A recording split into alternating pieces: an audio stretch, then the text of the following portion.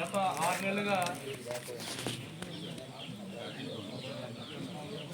తెలుగు ప్రజల ఆరాధ్య దైవం దేవదేవుడు తిరుమల శ్రీ వెంకటేశ్వర స్వామి లడ్డూలో కల్తీ జరిగిందని, ఆవు కొవ్వు, జంతువుల కొవ్వు, ఇంకా అనేక రకాల అపచారం జరిగిందని చెప్పి ఈ కూటమి ప్రభుత్వం యొక్క పెద్దలు గౌరవనీయులు ముఖ్యమంత్రి గారు, అలాగే ఉప ముఖ్యమంత్రి గారు, కూటమి ప్రభుత్వంలో ఉన్న మంత్రులు, కూటమి పార్టీల నాయకులందరూ కూడా విష ప్రచారం చేసి తెలుగు ప్రజల యొక్క మనోభావాలను దెబ్బతీసిన సందర్భంగా సిబిఐ ఎంక్వైరీ చేస్తే నిన్న సిబిఐ ఎంక్వైరీలో అలాంటిదేమీ కల్తీ ఏమీ జరగలేదని సిబిఐ కోర్టుకి, సుప్రీంకోర్టుకి తెలియపరచడం జరిగింది. దానికి కాను తెలుగు ప్రజలందరూ కూడా ఈ విషయాన్ని గమనించి ఈరోజు ఈ విసనపేట మండల వైఎస్ఆర్ కాంగ్రెస్ పార్టీ ఆధ్వర్యంలో రాజేంద్రపురంలోని వెంకటేశ్వర స్వామి ఆలయంలో పాప పరిహారం, అసత్య పరిహార పూజా కార్యక్రమం ఇక్కడ జరపడం జరిగింది. దాంట్లో ముఖ్య అతిథిగా చేసిన మన పెద్దలు సూర్యనారాయణ రెడ్డి గారు, అలాగే జడ్పీటీసీ సభ్యులు లోకేష్ రెడ్డి గారు, ఎంపీపీ గారు, మండల పార్టీ అధ్యక్షులు దుర్గారావు, వివిధ హోదాలో ఉన్న నాయకులు, కార్యకర్తలు అందరూ విచ్చేసినందుకు అందరికీ ధన్యవాదాలు తెలియజేస్తూ ఇప్పుడు సూర్యరెడ్డి గారిని మాట్లాడాల్సిందిగా కోరుతున్నాం.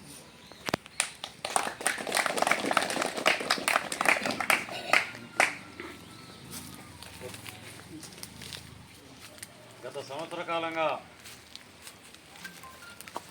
ఆంధ్రప్రదేశ్ రాష్ట్రమే కాకుండా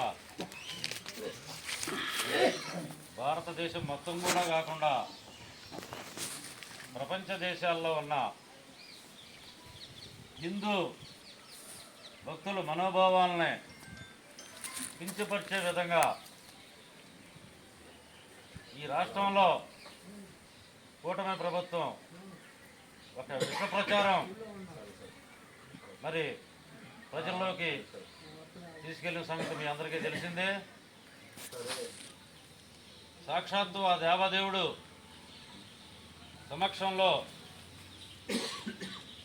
ఎన్నో పరీక్షల తర్వాత తయారు చేసే కొన్ని వందల సంవత్సరాలుగా అనేక పరీక్షలు చేసి తయారు చేసే ఆ దేవదేవుని పవిత్రమైన లడ్డూ మీద అపచారంగా ప్రయత్నం చేసి ఆ లడ్డూలో జంతు కొవ్వు కలిసిందని, పంది కొవ్వు కలిసిందని, మేక కుక్క కొవ్వులు కలిసి కల్తీ చేసి ఆ దేవదేవుడికి అపచారం చేశారు అని సంవత్సర కాలంగా ప్రపంచవ్యాప్తంగా మరి మీడియా ద్వారా ఈ రాష్ట్ర ప్రభుత్వ అధినేత ఆధ్వర్యంలో ఒక విషపాచ జరుగుతూ ఉంది. మొట్టమొదటిలో దీని మీద ఈ రాష్ట్ర ప్రభుత్వమే ఒక స్పెషల్ ఇన్వెస్టిగేషన్ సిట్ అని వేసింది. దాని మీద సిట్ అయితే న్యాయం జరగదు.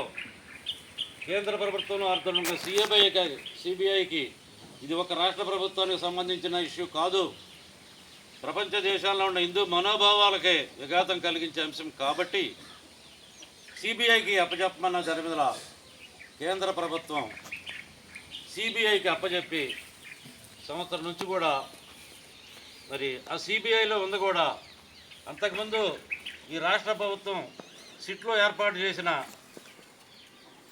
అధికారులే, అట్లాగే సిబిఐ నుంచి ఇద్దరు, అలా సంవత్సరం నుంచి కూడా మరి అన్ని రకాల అందరినీ దాంట్లో అంతకుముందు అప్పట్లో ఉన్న మరి తిరుపతి దేవస్థానం చైర్మన్లు, దాంట్లో ఈఓలు అందరినీ ఎంక్వైరీ చేయడం జరిగింది. అట్లాగే అనేక పరీక్షలు భారతదేశంలో ఎన్ని ఉన్నాయో అన్ని రకాల పరీక్షలు కూడా నిర్వహించడం జరిగింది. ముఖ్యంగా మన ఆఖరిలో సిబిఐకి కోర్టుకు సమర్పించిన నివేదికలో దీంట్లో ఏ రకమైన జంతు కొవ్వు కలవలేదు అని సిబిఐ దర్యాప్తు సంస్థ కోర్టుకు తెలియపరచడం జరిగింది. మనందరం మీడియాలో చూస్తూనే ఉన్నాం. ఈ ల్యాబొరేటరీ ఇచ్చింది ఎవరు? ఇది NDDB, national dairy development board. ఇది ఎక్కడ ఉంది? గుజరాత్లో ఉంది. ఇది అంటే మోడీ గారు 15 సంవత్సరాలు పరిపాలించిన రాష్ట్రం ఇవాళ ప్రధానమంత్రిగా ఉన్న రాష్ట్రంలో ఉన్న మరి అతి నెక్కచ్చైన మరి ఫలితాలను ఇచ్చే ఎన్డీడీబీ ద్వారా వచ్చిన మరి రిపోర్ట్ ఇది. మరి దీని మీద ముఖ్యమంత్రి గారు కానీ అట్లాగే ఉప ముఖ్యమంత్రి గారు కానివ్వండి దీనికి సమాధానం చెప్పాల్సిన అవసరం ఉంది. ఎందుకంటే ఏదైనా రాష్ట్రంలో కానీ కేంద్రంలో కానీ ఎవరైనా దేని మీదైనా తప్పు జరిగితేనో అవినీతి జరిగితేనో కోర్టు ద్వారానో లేకపోతే ఏజెన్సీల ద్వారానో దర్యాప్తు చేయమని అడుగుతారు. అప్పుడు సదరు అధినేత మరి ప్రధానమంత్రి అవనండి ముఖ్యమంత్రి అవనండి ఎవరైనా కానివ్వండి ఎవరైనా విలేకరులు అడిగితే ఇలా కంప్లైంట్ వచ్చింది, దీని మీద దర్యాప్తు సంస్థ వేసాం, దర్యాప్తులో తప్పు జరిగితే దాని మీద చర్యలు తీసుకుంటామని చెప్తారు. ఎక్కడైనా అధినేత నాకు తెలిసి ఎంతవరకైనా మీడియా వారు ఎవరైనా కంప్లైంట్ వస్తే చెప్పేది అదేనా? కానీ అసలు దర్యాప్తు మొదలు పెట్టకముందే దాంట్లో జంతుకోవు జరిగింది, అది కలిసింది, ఇది కలిసిందని సాక్షాత్తు ఈ రాష్ట్ర ముఖ్యమంత్రి చెప్పడం అనేది హిందూ మనోభావాలను చారుణంగా దెబ్బతీసే అంశం ఇది. అట్లాగే ఉప ముఖ్యమంత్రి గారు అన్ని దేవాలయాలు జరిగే కనకదుర్గమ్మ ఆలయంలో సంప్రోక్షణ చేశారు, కల్తీ జరిగిందని. మరి వారిద్దరూ ఈ హిందూ సమాజానికి సమాధానాలు చెప్పని అవసరం ఉంది. ఈ తప్పుడు ప్రచారం చేసినందుకు మరి వాళ్ళు ఎవరికి సంప్రోక్షణ చేయాలా? తప్పుడు ప్రచారం చేసిన వాళ్ళకి చేయాలా? ఎవరికి చేయాలా? అదే విషయం మొన్న పేర్ని నాని గారు మాట్లాడితే పేర్ని నాని గారి మీద కేసు పెట్టారు.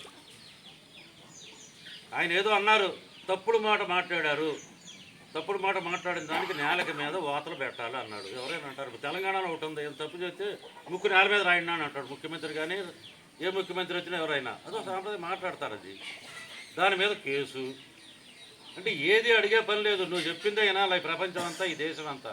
పి నరసింహరావు, జలగం వెంకటరావు, ఎన్టీ రామారావు గారు, రాజశేఖర రెడ్డి గారు లాంటి మహానుభావులు ఈ రాష్ట్రాన్ని పరిపాలిస్తే ఇవాళ ఇలాంటి ముఖ్యమంత్రి ఈ రాష్ట్రానికి వస్తాడని మనం ఊహించలేదు. ఓ వెంకటేశ్వర స్వామి కూడా ఊహించుండరు. ఎందుకంటే 2003లో అనుకుంటా అలిపిరి దగ్గర చంద్రబాబు గారి నాయుడు మీద ఒక అటాక్ జరిగి ఆయన ఆ దేవదేవుడి వెంకటేశ్వర స్వామి దయతో నేను బ్రతికి ప్రాణాలతో ఉన్నానని ఆయన చెప్పడం జరిగింది. బహుశా వెంకటేశ్వర స్వామి కూడా నా దయాదాక్షములతో ఇలా బతికున్న ముఖ్యమంత్రి నన్ను రాజకీయంగా ఉపయోగించుకుంటాడా? ఏ రకమైన కల్తీ లేకుండా దుష్ప్రచారం చేసిన ముఖ్యమంత్రి మీద మరి వెంకటేశ్వర స్వామి ఏ చర్యలు తీసుకుంటాడో ఆ భగవంతుడో చెప్పాలా. దేవదేవుడు లేళ్ళే ఉంటే తప్పకుండా ఎవడైనా తప్పు చేస్తే తర్వాత తరాలు కాదు ఆ తరంలోనే ఆ మనిషి అనుభవించాల్సిందే. సమాధానం చెప్పాల్సిన బాధ్యత ఉంది ఒక రాష్ట్ర ముఖ్యమంత్రిగా. హిందూ మనోభావాలు ఎన్నో దెబ్బతిన్నాయి. సంవత్సర కాలంలో ఇప్పుడు చంద్రబాబు చెప్పినట్టు మేము లడ్డూ తిన్నామేమో, మీరు కూడా ఎల్లుంటారు, ఆ టైంలో నేను ఎల్లుంటాం, ఇంకోటి ఎల్లుంటారు, కల్తీ లడ్డు తిన్నామేమో, మహాపాపం జరిగిందేమో అని సంవత్సరం నుంచి వాళ్ళు ఎంత మనోవేదనకు గురై ఉంటారు. ఇవాళ వాళ్ళ మనోవేదనను తుడిచిపెట్టే చర్యలో మానవ వలన వృద్ధా దైవానికి సంబంధించిన అంశం దేవుళ్ళని కూడా లాగుతున్నారు. కానీ పుష్కరాల పేరు మీదుగా వందల మంది చనిపోతే దాని మీద ఏం లేదు. సింహాచలంలో దేవుడి దగ్గర గోళ్ళు ఇరిగిపోతే లేదు. ఎక్కడికక్కడ దేవాలయాల మీద ఏ సంఘటన జరిగినా దాని గురించి పట్టించుకునే లేడు. మరి హిందూ ధర్మమో అని ఓ బాగులాడే బీజేపీ రాష్ట్ర నాయకులు కానీ కేంద్ర నాయకులు కానీ దీని మీద ఏం మాట్లాడలేదు. చర్చ పెట్టండి. తెలుగుదేశం కానీ బీజేపీ కానీ జనసేన నాయకులు ఎవరైనా సరే చర్చకు వస్తే మా పేరుని నాని గారు కానివ్వండి, అట్లాగే అమ్మడి రాంబాబు గారు కానివ్వండి, లైవ్ డిబేట్ పెట్టండి. ఏం జరిగింది ఈ రాష్ట్రంలో గత 2 సంవత్సరాలుగా దేవాలయాలు కానివ్వండి, ఇతర సమాజంలో కానివ్వండి, ఏం జరుగుతుందో డిబేట్ పెట్టండి. ఓపెన్ డిబేట్ లైవ్ మీ బతుకులు ఉంటే తేలిపోతాయి.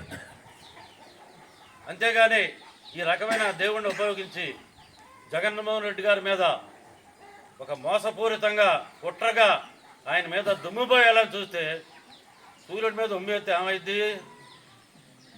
మళ్ళీ మన పడుద్ది. అదే జరిగింది వాళ్ళకి. నోరు పుట్టలేప్పుడు కనీసం క్షమాపణ చెప్పాలా.